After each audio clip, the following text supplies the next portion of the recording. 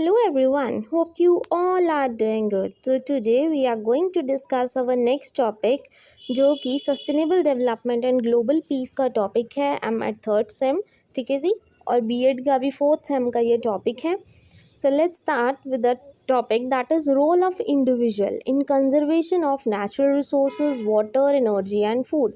कि जो हम हैं मतलब इंडिविजुअल हम हैं, हम कैसे नेचुरल रिसोर्सेज को बचा सकते हैं.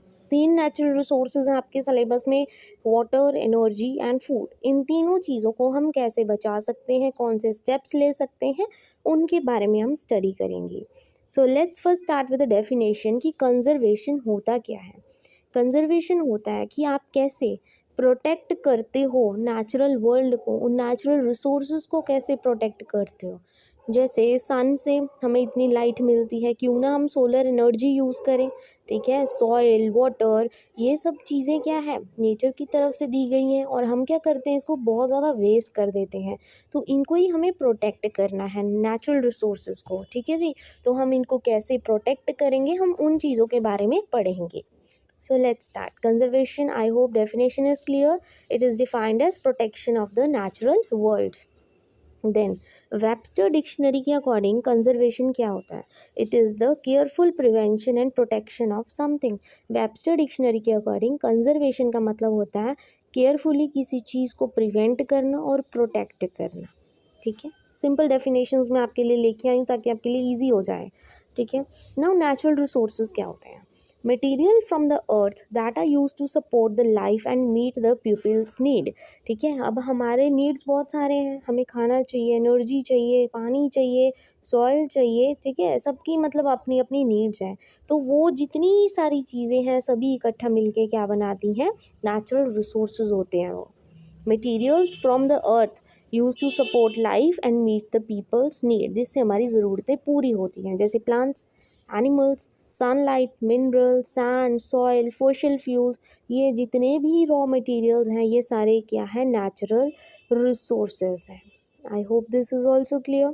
अब नेचुरल रिसोर्सेज भी 2 तरह के होते हैं. एक होता है इनएग्जॉस्टिबल, एक होती है एग्जॉस्टिबल.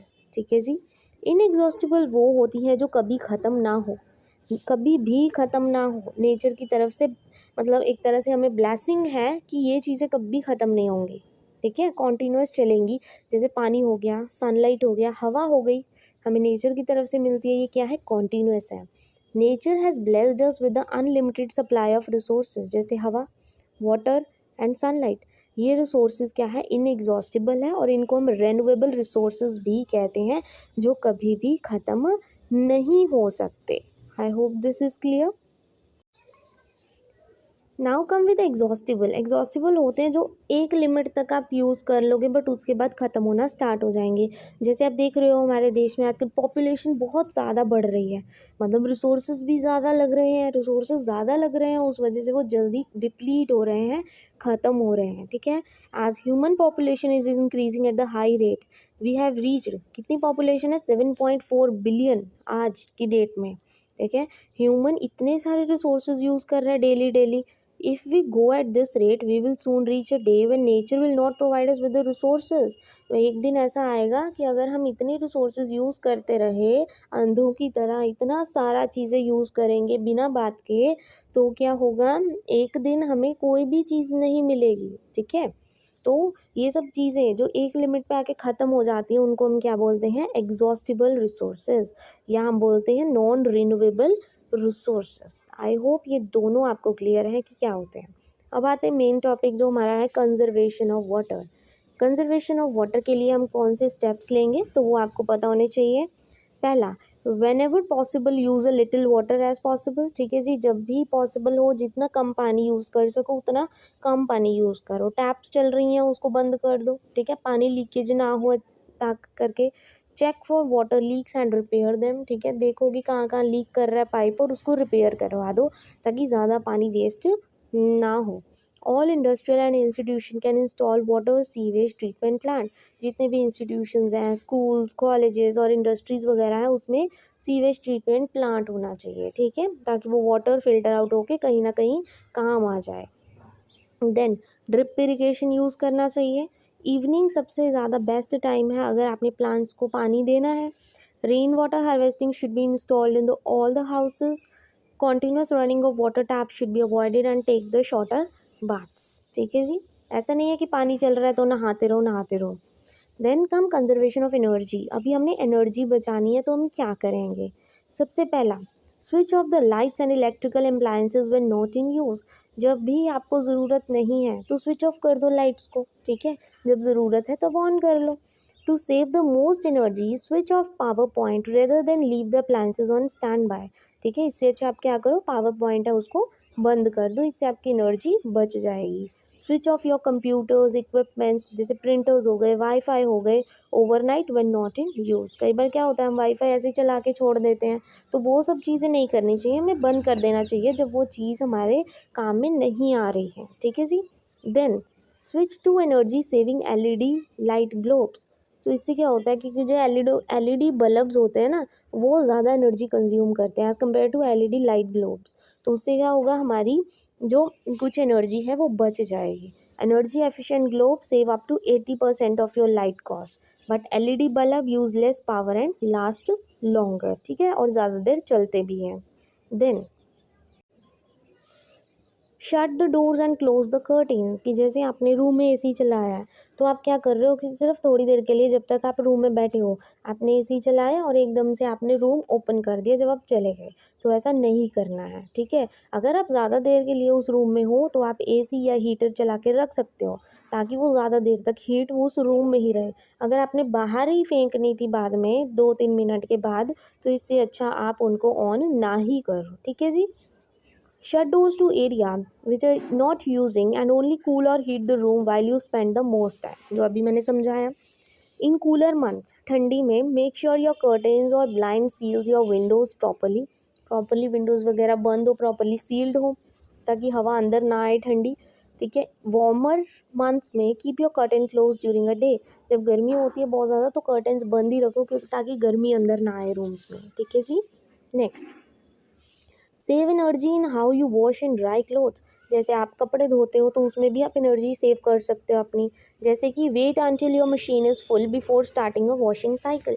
और कपड़े डालने से पहले पहले वेट करो ताकि जो आपकी मशीन है वो पूरी तरह भर जाए. जितने कपड़े आपने डालने थे उसके बाद नेक्स्ट साइकिल स्टार्ट करो. ठीक है. Washing clothes in cold water can save around $115 per year. ठीक है जी. अगर आप ठंडे पानी में कपड़े धोते हो तो उससे आपको बहुत ज़्यादा बिजली की बचत हो सकती है. Cloth dryers use lot of energy. जो ड्रायर्स आप यूज़ करते हो कपड़ों के लिए ताकि फटाफट ड्राई हो जाए, तो उससे भी एनर्जी बहुत ज़्यादा होती है. तो आप क्या करो, इससे अच्छा पंखे के नीचे या जाके तारों पे अपने कपड़े टांग सकते हो ताकि धूप में वो नेचर की मतलब जो सनलाइट है उसकी हेल्प से वो सूख सकें. Then insulate your roof. An insulated ceiling can make a big difference to your energy bills. आपके बिल्स भी फिर क्या है, कम हो जाएंगे अगर आप इंसुलेट कर लोगे अपनी रूफ को अच्छे से. इफेक्टिव सीलिंग होगी, अच्छे से सीलिंग होगी and insulation can save up to 20% of cooling and heating cost.